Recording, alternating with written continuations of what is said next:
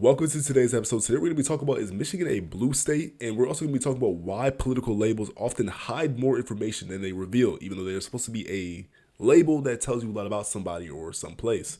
So Michigan is often described with a single label, a blue state, a swing state, or sometimes both. But those labels don't actually explain how the power works here in Michigan.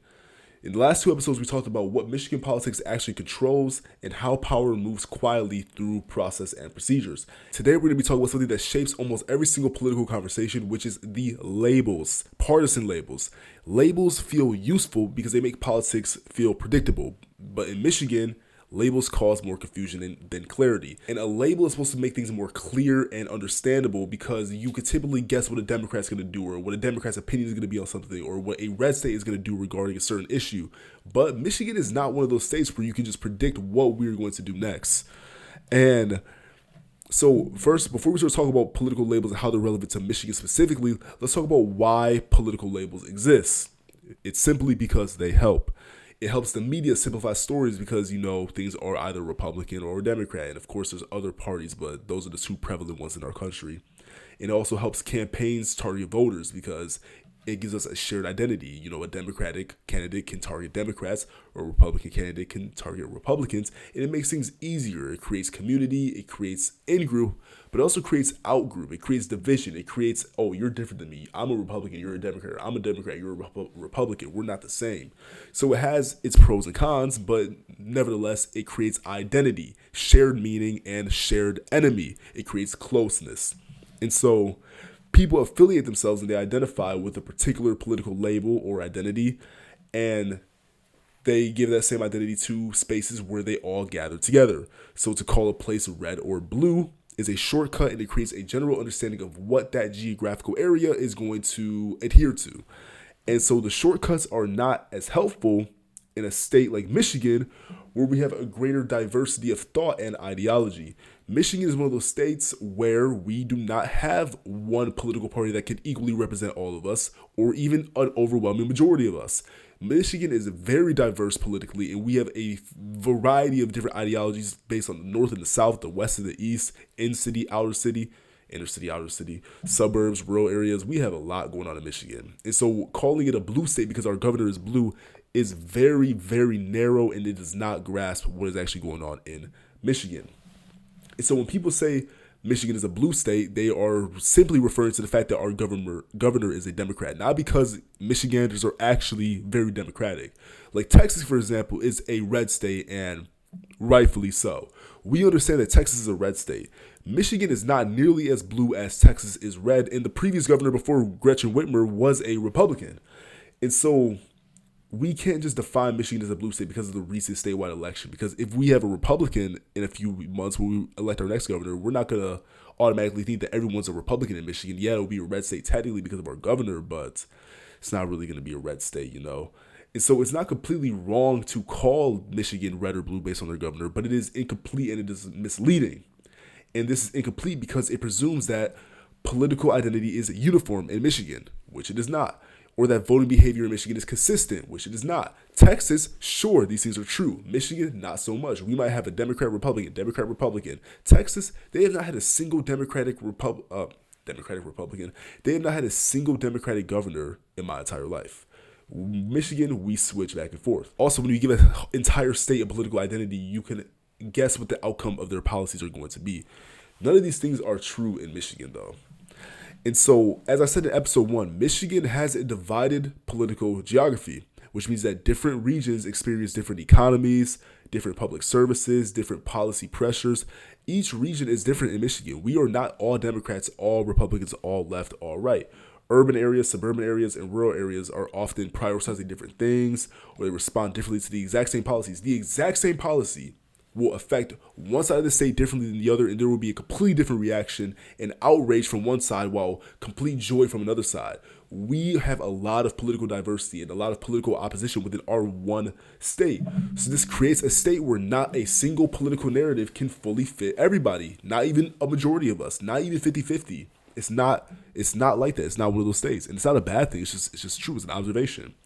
And so this does not change just because one party won the election. So if we have a Republican come into the office next time, it's not gonna mean that I magically became a Republican or that you magically became a Republican, just like how we're not magically Democrats because Gretchen Whitmer is in office.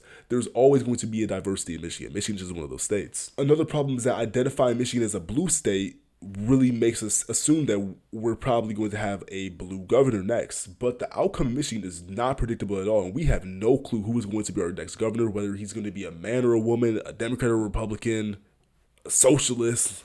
No, it's going to be a Democrat or a Republican. But because Michigan is so politically diverse, different coalitions form from issue to issue. We're not always going to do the Democratic thing or the Republican thing. People are going to create coalitions based on the issue. Michigan's divided political geography can manifest itself in the coalitions that form from issue to issue. For example, take gun violence and abortion.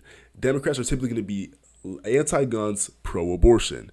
But in Michigan, though we are a blue state, you may have a majority of our state going, no, we need our guns, but then also saying, we want our abortions too. So it's going to be a traditionally Republican or right-wing argument for guns while having a very traditionally Democratic argument for abortion. And this is why Michigan is not predictable. Like, we can guess what Texas is going to say about guns and abortion, but we can't do the same thing about Michigan because Texas is a red state, but the population is also majority Republican. Michigan is not the same way. We do not have one party that represents a majority of us because we have a very divided political geography, as I've said a dozen times now. And so the support shifts from one way or another based on the impact of it. It's not about what's right or what's left. It's about what do Michiganders actually want or what do we not want, not off of what does our partisan affiliation say that we should want. We think for ourselves, which is a good thing. And the elections are affected by turnout, the actual turnout, what Michiganders deem was best for the state, not just ideology. We're not biased towards Democrats or Republicans. Sure, individuals are at an individual level, sure, people are going to be biased. But collectively as a whole, Michigan is a very, very nonpartisan state, we could say. We switch between the two. And so this is also why popular policies are often stalled and why unexpected candidates win elections and why the control can shift without a warning. Labels typically create stability because you know what's going to happen. It's predictable, it's safe, it's comfortable. But Michigan operates on conditional political alliances. We are not always going to vote for a Democrat. We are not always going to vote for a Republican. It's going to change based on what has been working, what has not been working, what the candidates are standing for individually, not just off of what political group they identify with. This also causes political coalitions to be very temporary in Michigan. Lawmakers in Michigan may agree on one issue and then disagree on the next, and then respond primarily to district level concerns. This is because we aren't just Democrats or Republicans. This is also why support for a policy often depends on the geography, the timing, the trade-offs, the leadership strategy, not just what do the Democrats want or the Republicans want, because we're just not that type of state. This political divide in Michigan makes it hard to govern. This is why it's so important that we know who we're voting for and we know how they're going to address our state, because we are not an easy state to govern. Texas, you can satisfy a majority of them with certain things because they're all Republicans for the most part. Michigan is not that way at all.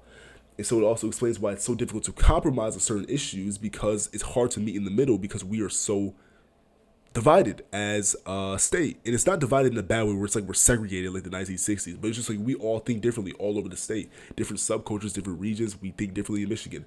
That's just how it works. And so this confuses and it frustrates people because it can make the politics feel hypocritical or inconsistent and dysfunctional. And sometimes it is. But a lot of the times it's just the structure of the Michigan political scheme. I don't think scheme was the right word to use right there.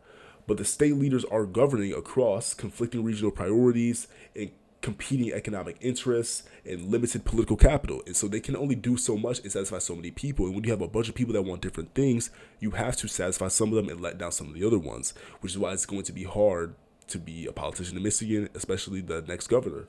And so understanding this does not mean that we have to agree on every outcome. We don't have to agree with this. We don't have to like it all the time. But understanding this, at least now we understand why things are the way it is.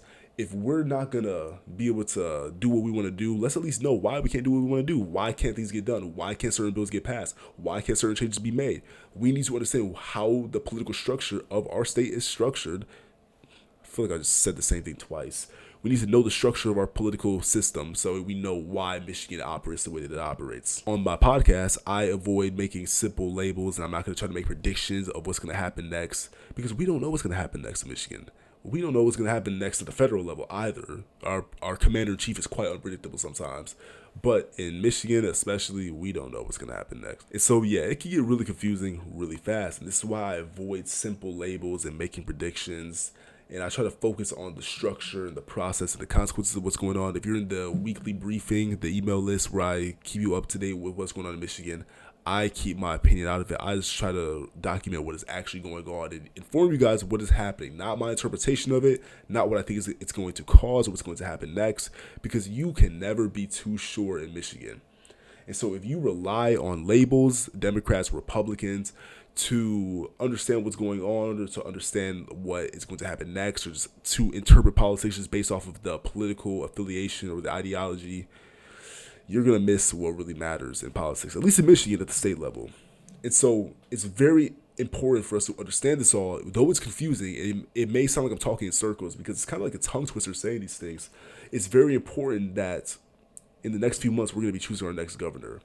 And so labels are going to be very important this year because it's going to become problematic if you oversimplify the candidate based on their label, based on if they're a Democrat or Republican, or if you inflate your expectations of a candidate based off of their partisanship identity. You don't want to expect a Democratic governor to do certain things just because they're a Democrat, or a Republican governor to do certain things because they're just a Republican. Michigan politics does not work that way.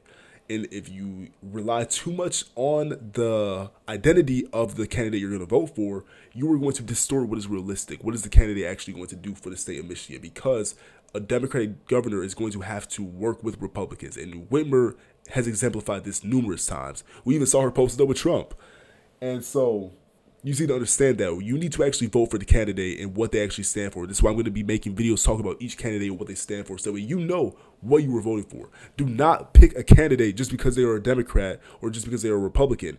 Michigan politics is not that simple. We can't just pick a Democrat or a Republican and expect them to do what we think they're going to do and predict it. We have this divided political geography, like I said 1,000 times. We need to actually know what is going on.